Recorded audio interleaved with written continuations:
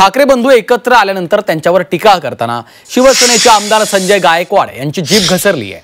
मराठी भाषेच्या मुद्द्यावर बोलताना आणि ठाकरेंवर टीका करताना त्यांनी छत्रपती संभाजी महाराज आणि शिवरायांबद्दल देखील अपशब्द वापरले।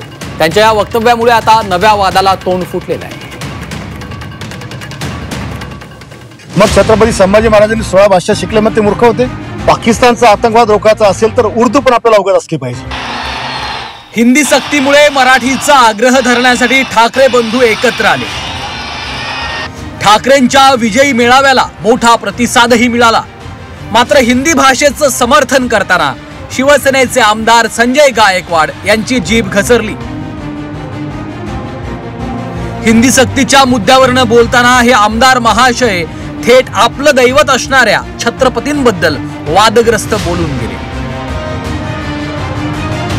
छत्रपती संभाजी महाराज आणि शिवरायांबद्दल अपशब्द वापरण्यापर्यंत आमदार महाशयांची मजल गेली आहे। मुळात मराठी भाषा किंवा आपल्या इतिहासाचं वास्तव तरी या महाशयांना कितपत माहिती असेल असा प्रश्न त्यांची मुक्ताफळं ऐकल्यावर कुणालाही पडेल।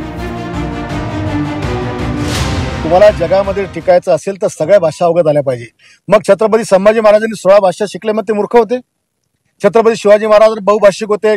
तारा राणी, येसुबाई, जिजाऊ मासाहेब या सगळ्यांनी अनेक भाषा शिकल्या हिंदी भाषासह। मग ते लोक काय मूर्ख होते का? आणि त्याच्यामुळे या विषयावरून वाद करून मतांचं गणित राजकारण करणं हे चुकीचं आहे। मी तर डायरेक्ट बोललो, अनेक ठिकाणी बोललो की जर पाकिस्तानचा आतंकवाद रोखायचा असेल तर उर्दू पण आपल्याला अवगत असली पाहिजे। त्याच्याशिवाय पाकिस्तानच्या आतंकवादी मनसुबे आपण पण उधळू शकत नाही। मूर्ख त्यांना म्हणणंच चूक आहे, हेच मूर्ख आहेत। आम्ही पण तेच सांगतोय, ज्यांनी भाषा शिकले हे थोडेसे मोठे झाल्यानंतर शिकलेत। आपल्याला इंग्रजी भाषा ही व्यापारी भाषा आहे। ह्या फडणवीस साहेब आपले माननीय मुख्यमंत्री यांनी तर सांगितले, त्या भाषेची लिखाण वेगळं आहे, त्या भाषेचे उच्चार वेगळे आहेत, त्या भाषेचं समजणं सोपं आहे। हिंदी किंवा मराठी समजणं, लिखाण, वाचन हे जरा कठीण आहे, हे आम्हीही मानतो। आणि म्हणून आम्हाला एवढंच परत सुचवायचं आहे, ह्याच्यावर तुम्ही राजकारण करताय। आम्ही कुठल्याही भाषेचा अनादर केला नाही। छत्रपतींचा दाखला देणाऱ्या आमदार महाशयांना इतिहासाची सखोल माहिती नसल्याचं मनसे नेते बाळा नांदगावकरांनी म्हटलंय। इतकंच नाही तर छत्रपतींनी मराठीतनं राजकोष निर्मिती केल्याचं उदाहरणही नांदगावकर यांनी दिलंय। ते की संभाजी महाराजांचा आदर्श तर आम्हाला आहे, ते आमचे छत्रपतीच होते। पण शिवाजी महाराजांनी राजकोष सुद्धा मराठी भाषेतच केला होता, हे विसरलेत का ते? त्याचं कारण असं की परकीय भाषा ज्या वेळेला किंवा कसं आहे, परकीय आक्रमण ज्यावेळेला होतं ना, ते प्रतभूमीवर होतं। भूमीवर आक्रमण झालं की त्याच्यानंतर ते भाषेवर आक्रमण होतं। भाषेवर आक्रमण झालं की संस्कृतीवरती होतं, संस्कारावरती होतं, आणि त्याच्यानंतर एकदा ते झालं की त्याचा राज सुरू होतो। आणि म्हणून त्यांनी मराठी भाषेचा राजकोष तयार करून घेतला।